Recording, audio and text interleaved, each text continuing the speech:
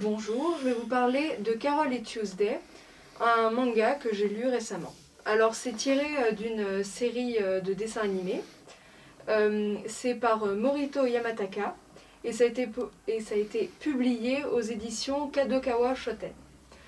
Alors l'histoire, c'est dans un futur proche, une fille de riche famille qui s'appelle Tuesday, qui adore la musique, part de chez elle parce que elle veut jouer, mais elle n'en a pas l'occasion chez elle, elle s'ennuie dans son école. Et elle rencontre Carol qui aime aussi la musique, elle fait du piano. Et elles décident toutes les deux de former un duo musical et de jouer et de participer à des concours. Alors pour mon avis, moi j'ai pas du tout aimé ce manga.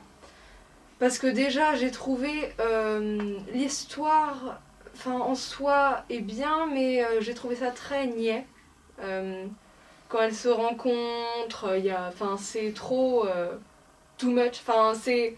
Il y a des fleurs, tout ça, des effets. Moi j'ai vraiment pas du tout aimé. En plus, je pense que beaucoup de gens ont aimé parce qu'ils se rappellent de la série et que du coup, ça aussi, tout ça, nostalgie, machin.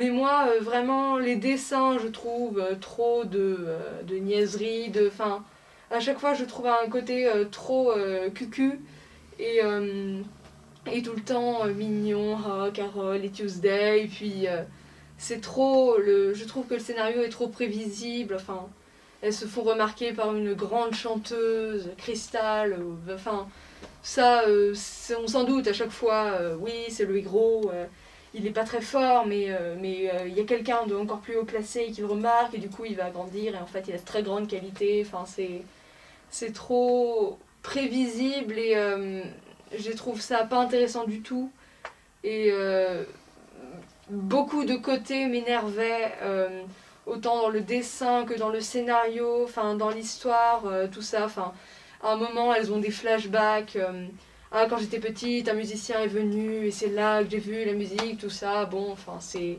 d'une niaiserie, ça aussi, j'ai pas du tout aimé. Vraiment, là, oh, le musicien, ça fait une révélation. C'est super, toujours prévisible et voilà, c'est vraiment pas du tout aimé.